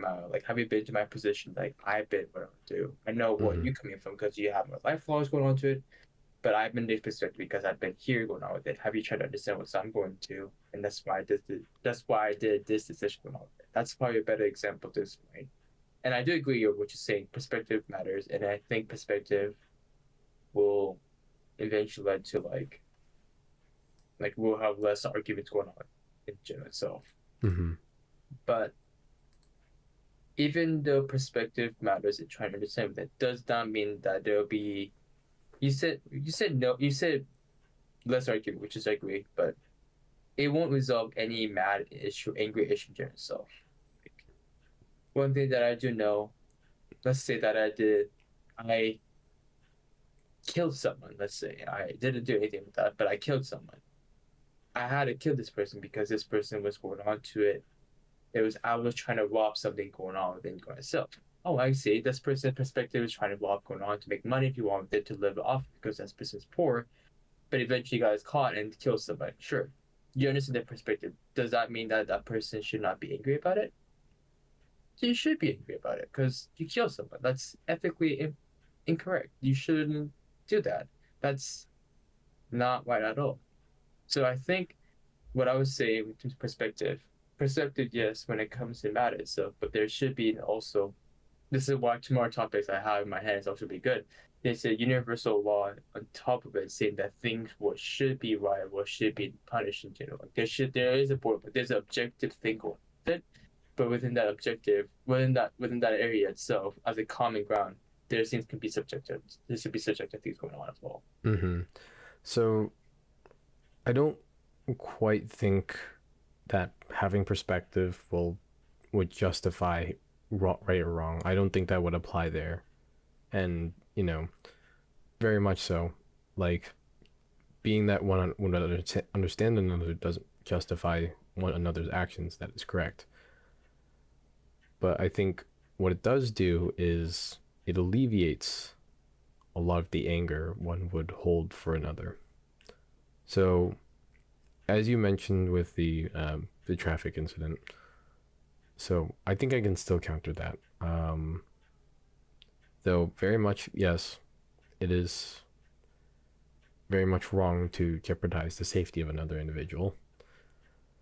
But as that individual whose safety has been jeopardized, if I truly understood the other person, right, and I know that they're in a rush and they're probably on an adrenaline high, I understand why they probably weren't thinking and what probably caused them to make such an unsafe choice.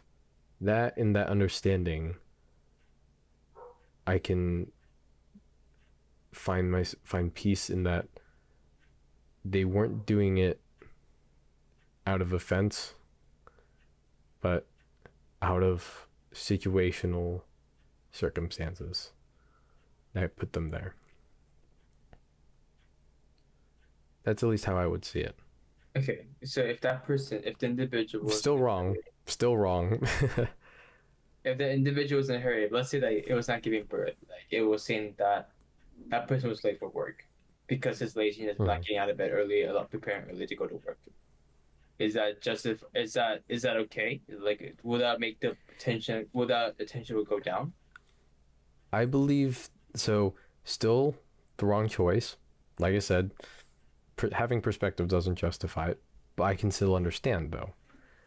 Whether now it might not be because understanding in that they're late for work, but understanding that through determinism there are factors in this person's life that has probably allowed him to think that's okay. That has caused him to think that's okay when it's not. Does that mean... Okay, sorry. Does that mean that okay, if you hear that, would you feel less angry about it, or do you feel the same angry of it? I would feel even more. If I hear that it's because someone's just late for work? Yeah. I think I would still feel the same. Of course, I'd be slightly agitated, but I wouldn't be angry or really... We're humans, we still feel. But in understanding, there's a significant reduction, I think, in how angry we would feel. If that makes sense. Like, I still wouldn't really be agitated in that knowing that they did that because of circumstances that has led them to that situation.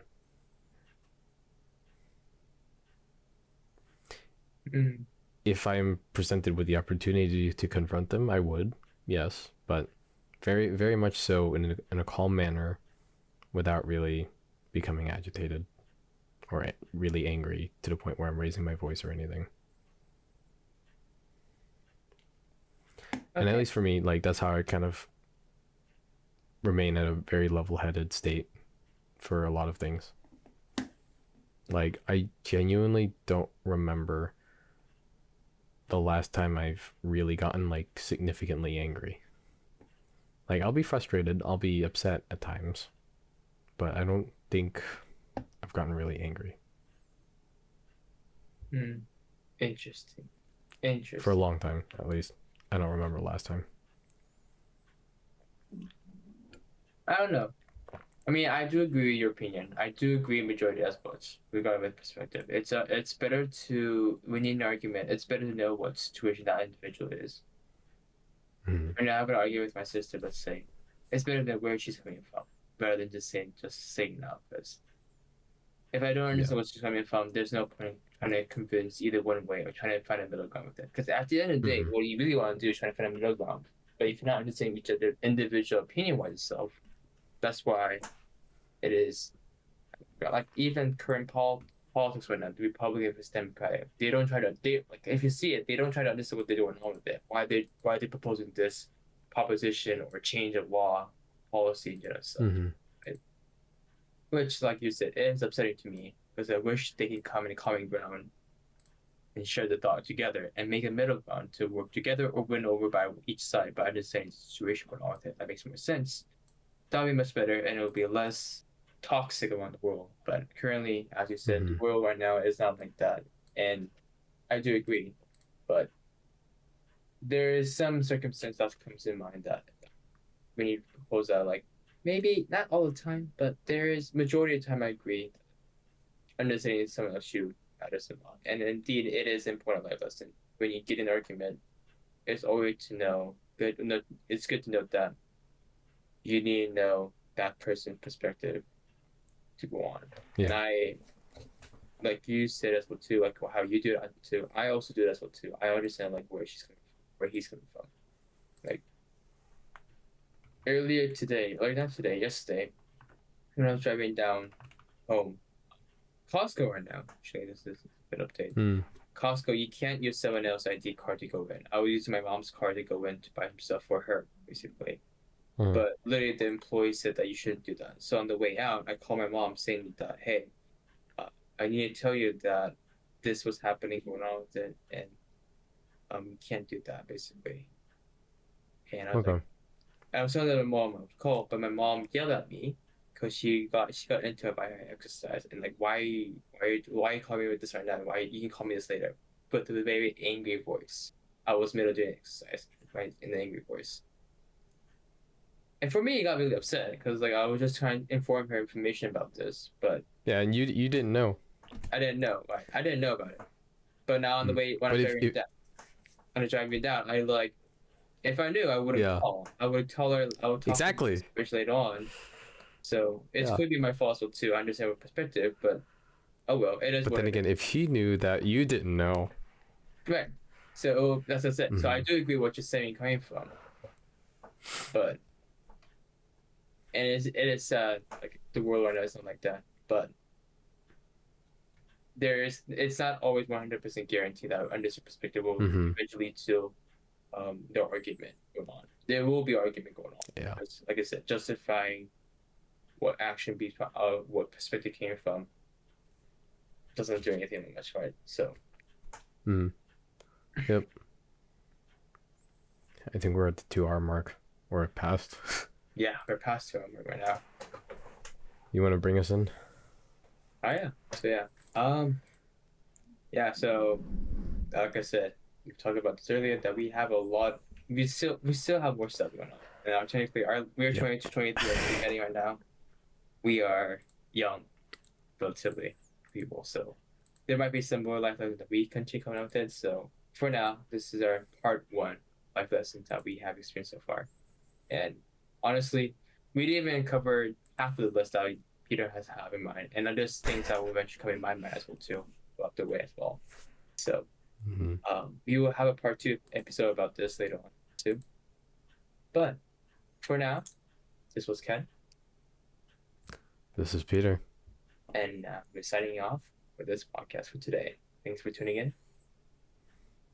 Have a good night, everyone.